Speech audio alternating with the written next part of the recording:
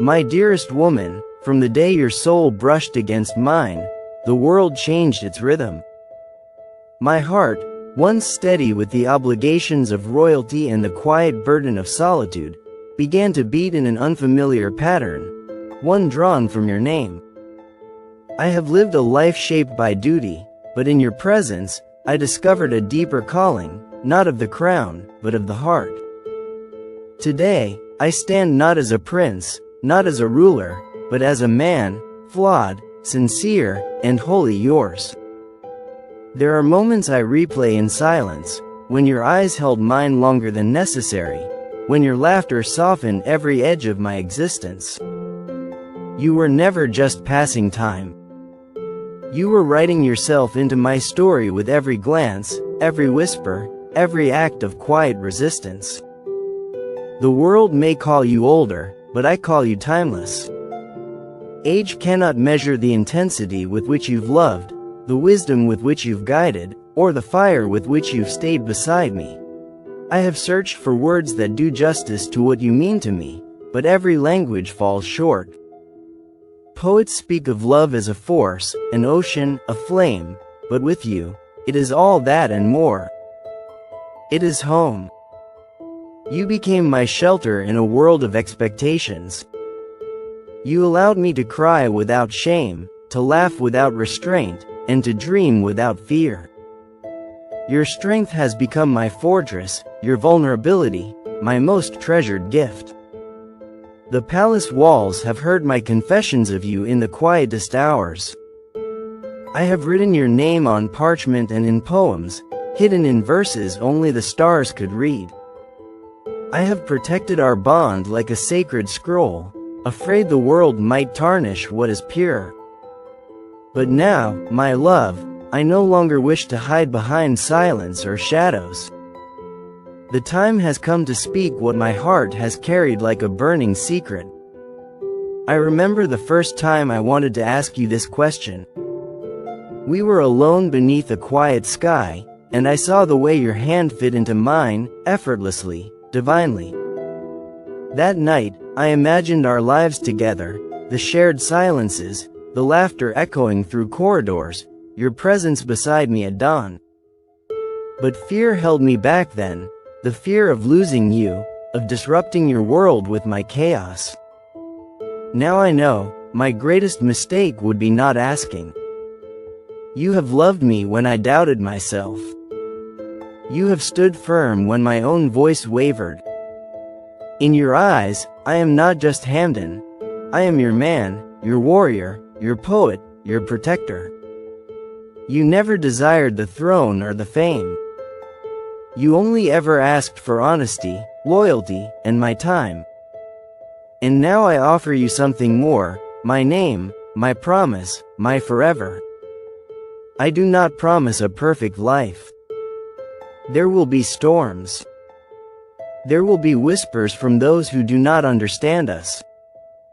But I vow to protect you from every wind that threatens our flame. I vow to be your peace when the world feels too loud. I vow to remind you every single day that you are cherished beyond imagination. And above all, I vow never to let you question your place in my life again. Will you marry me? Not for the crown, not for the title, but for love.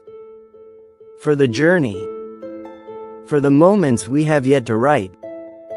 I want to wake beside you not as a prince but as your husband. I want to build a home filled with poetry, prayer, and purpose. I want to raise a future where love is louder than judgment and where you are seen for all that you are, a queen of grace, fire, and devotion. I know this might come as a storm in your calm. I know you've built walls around your heart out of experience and scars. But I am not here to break them. I am here to stand before them and say, let me in. Let me love the woman behind the strength, the girl who still believes in fairy tales even when the world calls her foolish. Let me write your happy ending with hands that have only ever longed to hold you. Let us not fear the world's eyes. Let us not give weight to their timelines or opinions. Our story is ours alone. If love waited through centuries, crossed deserts and destinies, surely it can rise above gossip and tradition. Let us rewrite what they told us was impossible. Let us be the exception they didn't see coming. My dearest woman, I will never beg, but I will always hope. I will hope until my last breath that your heart sees me as I am. I will hope that your yes is whispered with the same courage you've shown me all along. I will hope you'll take my hand, not because you need saving, but because you want to walk beside me into everything unknown. Say yes, not because I ask on bended knee or with royal decree. Say yes because your soul remembers mine from lifetimes past. Say yes because love like ours deserves a lifetime. Say yes because you believe in us as much as I do. Say yes, and I promise to build a world where your name is sung in every prayer and carved into every sunrise. And if your answer is yes, then let the stars bear witness. Let the world hear that amidst all the kingdoms and crowns, the only throne I long for is the space beside you.